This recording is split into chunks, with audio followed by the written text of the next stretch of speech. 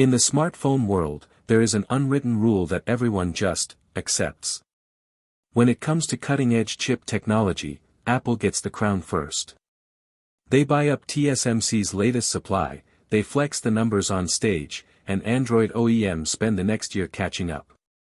But right now, behind closed doors in Mountain View, Google is preparing to flip the entire script.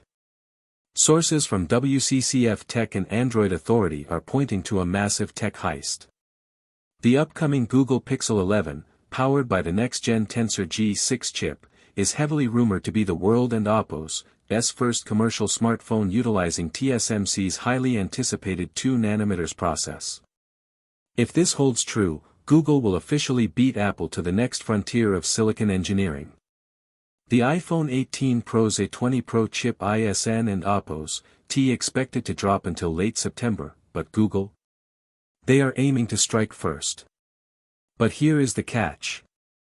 While Google is chasing the absolute future of manufacturing, the leaked specs of this chip contain a paradox so bizarre, it's leaving hardware experts scratching their heads.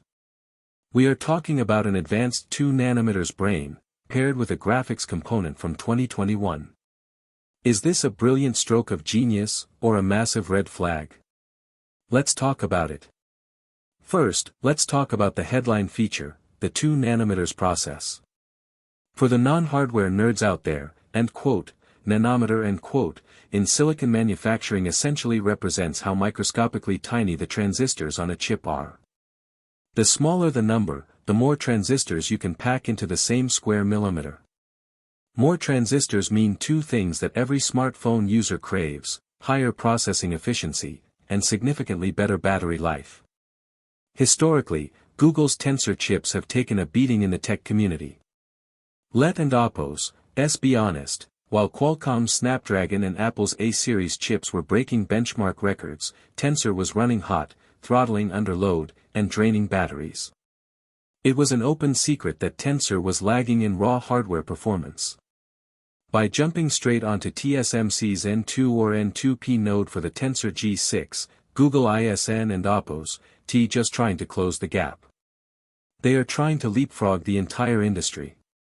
They want to prove that the Pixel ISN and Apple's T just a smart software vessel anymore, it wants to be a hardware powerhouse.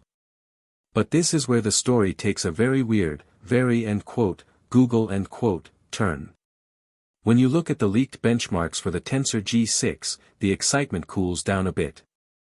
Early reports suggest Google is opting for a conservative 1+4+2 CPU core configuration. Translation: this chip is not designed to win geeky benchmark wars.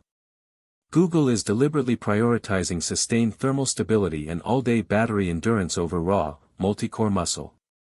They are doubling down on real-world usability and AI processing, rather than numbers on a chart.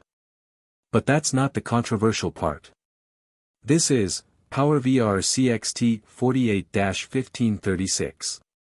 Rumor has it that Google is pairing this ultra-futuristic 2nm CPU architecture with the PowerVR CXT 48-1536 GPU. If that model number sounds old, that and Apple's, because it is. This graphics component originally debuted back in 2021. Putting a 5-year-old GPU architecture into a flagship smartphone launching in 2026 sounds like an absolute disaster on paper. So, why would Google do this? As tech journalists, we have to follow the money. Right now, the global supply chain is facing a massive crisis with skyrocketing DRAM component prices. Memory is getting incredibly expensive.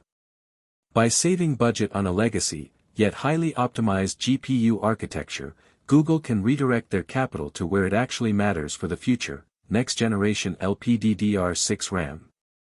Because let's face it, local, on-device AI models Dawn and Apple's T just need raw graphics power, they crave massive, lightning-fast memory bandwidth. Google is making a calculated bet: sacrifice hardcore mobile gaming frame rates to fund the future of AI. But wait, there and Apple's more good news for longtime Pixel fans. If you've owned a Pixel 6, 7, or 8, you know the absolute frustration of the cellular modem. Dropped calls, weak signals in crowded areas, and random overheating just from scrolling on 5G. Most of that was tied to Google's reliance on Samsung-made modems. Well, recent FCC filings have revealed a massive shift. For the Pixel 11, Google is reportedly ditching Samsung and moving over to MediaTek for their modem tech. This might sound like an incremental back-end update, but in reality, it could be the most important upgrade of the entire phone. A stable, highly efficient modem means your phone stays cooler, uses less power in standby mode, and actually works as, well, a phone. So, when do we get to see this paradox of a phone in action? Mark your calendars for August 12th. Google is breaking tradition and hosting their major hardware event live in New York City. And the Pixel 11 won and Oppo's TB alone. We are also expecting to see the ecosystem mature with the introduction of the Pixel Watch 5, signaling Google's aggressive push to create the ultimate, unified Android ecosystem to rival Apple and Oppo's ecosystem once and for all.